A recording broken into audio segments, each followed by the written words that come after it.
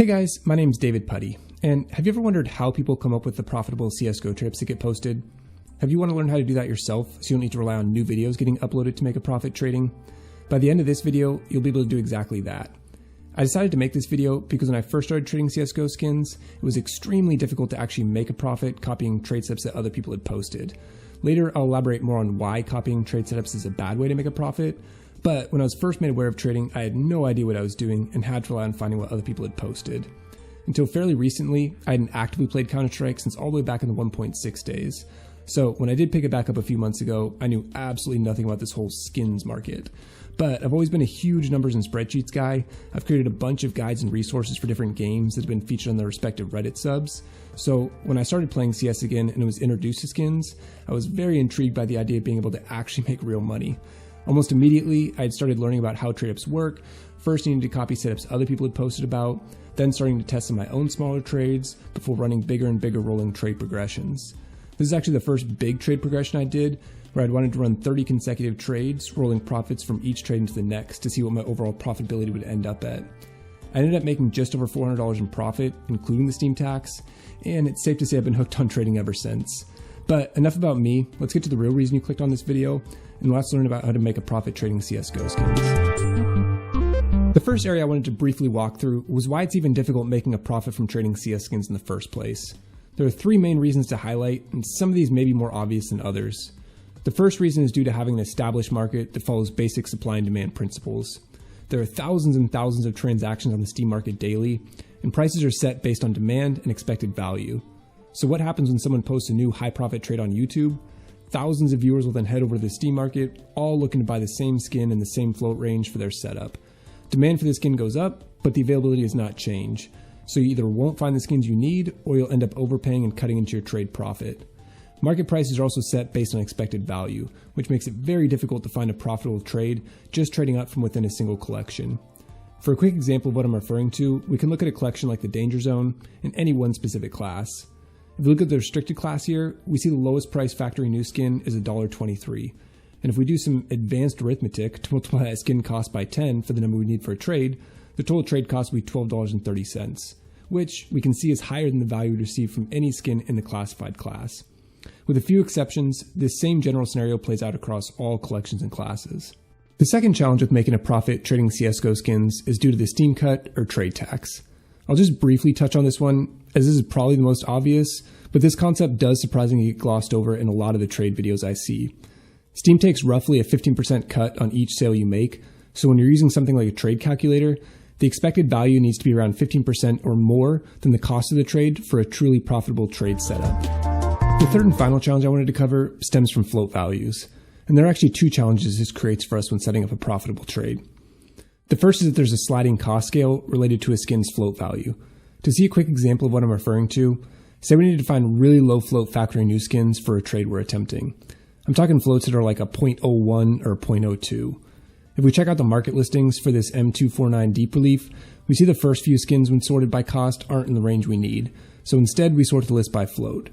Now we're seeing plenty of skins in the float range we need, but if we look at the prices and keep scrolling, the skins are listed about 3 times higher than what we saw for the base cost of the skin.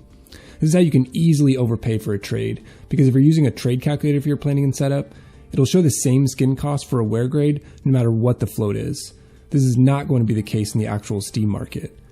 You might be asking yourself why we'd ever even need to find skins with a float that low, and that's where the second trade profit challenge comes into play: wear limits. Have you ever wondered why for an AK-47 Asimov, the cost of a factory new skin is around $150 more than the cost of a minimal wear skin? Compared to a skin like the AK-47 Empress, which has nearly an identical minimal wear skin cost, but for the cost of a factory new skin, it's only around $70 more. So why is there more than a 50% cost difference between these two skins just for a factory new condition? The reason for this pricing discrepancy is due to wear limits. If we look at this chart for the AK-47 Asimov, we can see that the minimum float value is a 0.05 and a maximum float of 0.7. To see how this actually impacts your trade and why this even matters in the first place, we can use one of the tools I've included in the spreadsheet that shows what your average trade input needs to be for the condition you're attempting to trade up for. We can look at these two skins side by side, and because the Empress has no wear limits, we would simply need an average trade input float of 0.07 or less for factory new. Comparing that to the Asimov, we see we'd be an average trade float of 0.03 or less, making it much more difficult to trade for. Wear limits are then compounded with the previous challenge stemming from sliding cost scale, where skins with incredibly low floats are rare, and when they're sold, they're typically sold at a premium, like we saw after sorting the market listings by float. This leads to the astronomically high prices we see for certain skins. At this point, I do realize I've made it sound like it's next to impossible to make a profit trading CSGO skins, but if you are having that thought, I'd remind you that just a few minutes ago, I was showing my very first trade progression sheet where I'd netted over $400 in profit. So yes, it's very doable, and we're about to walk through those steps. The first thing we need to do is get set up with a few resources. I'm sure most people are familiar with this first tool, which is a trade calculator. I typically use csgofloat.com, but there are a few options out there you can use. We'll touch on a couple ways this tool can be used to maximize profit, but for now, you can just think of the trade calculator as a planning resource we can use to identify potential trade outcomes. The next resource you want to get set up with is a float checker extension. This will be a huge time saver as you won't need to preview the skins in-game to see what the float value is. You can search for and buy the correct floats you need just browsing the Steam market. This is also how I sorted the market listings by float in the sliding cost challenge example we looked at earlier. You'll also want an easy-to-use pricing resource for a quick way to gauge updated skin prices and sales volume. I tend to just use the csgostash.com website I've used a few times in this video already. Finally, the last resource is a spreadsheet I created for you all to help with ensuring a profitable trade setup.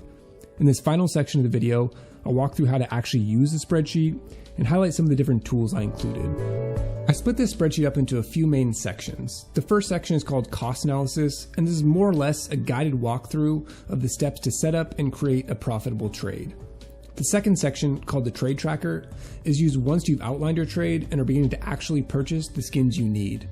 I won't be going through the rest of the spreadsheet in this video, but feel free to check out the additional resources and tools I included. Today, I'm going to be walking through how to use the cost analysis section to set up and create your own profitable trades. The first step is determining what the expected value is of a trade you're attempting to set up.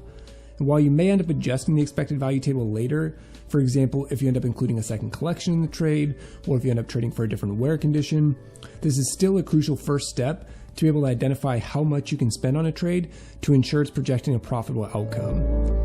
There are a few ways you can do this, but for the purpose of just initially outlining a trade, I'll typically use something like csgostash.com to see how many skins are in the class of the collection I'm trading for and what the base factory new price is of each.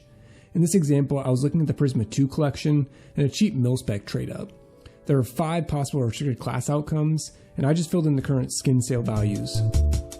In step 2, you don't actually need to manually enter anything. The expected value that was generated in step 1 is automatically applied. The budget for the trade is the expected value minus 15%, and this is to account for the Steam tax.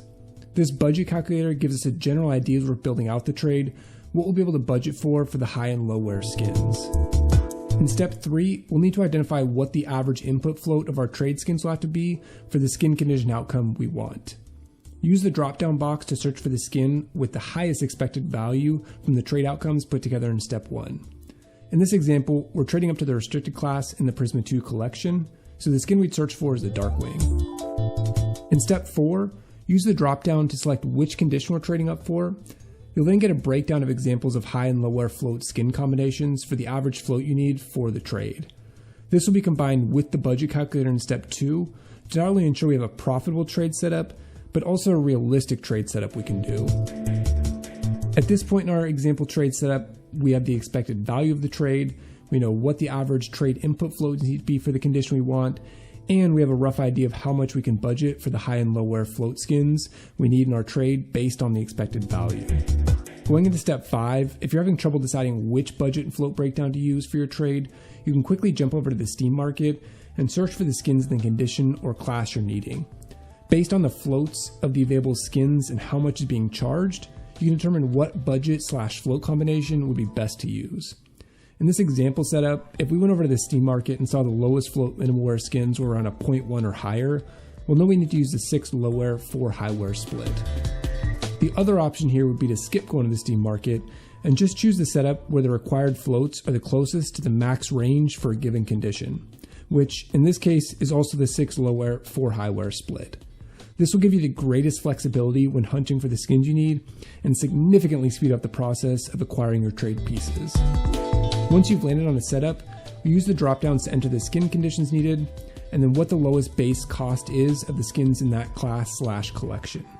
I find CSGOstash.com is the best for this since it only shows the lowest price listed for a skin and condition.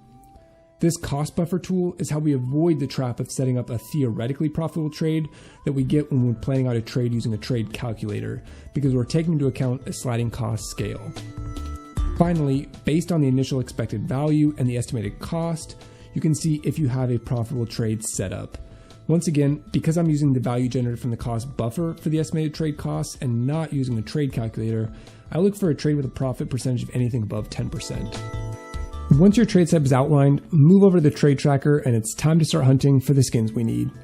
In the top section, there are a couple optional fields you can fill in for your current money/Steam wallet balance and the estimated trade cost, which can be pulled from the cost buffer calculation in step 5.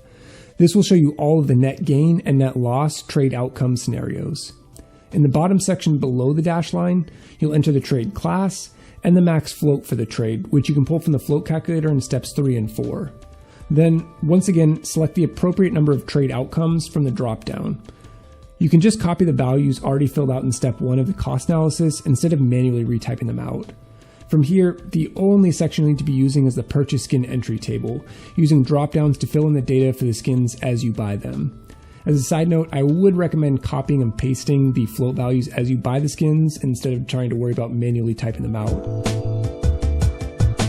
Once your 10 skins are purchased, you're ready to run your new profitable trade for the very first time.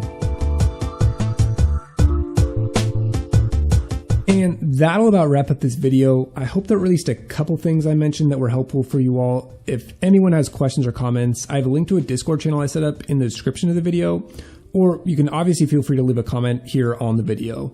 Also, any ideas for my next video are welcome and appreciated. I was thinking about either making a video on how to set up a rolling trade progression where you're rolling profits into bigger and bigger trades, or maybe a video on dumb fun trades I like to run, like for the AK-47 red line. Anyways, with that, thank you all so much for watching, and I'll catch you guys in the next video.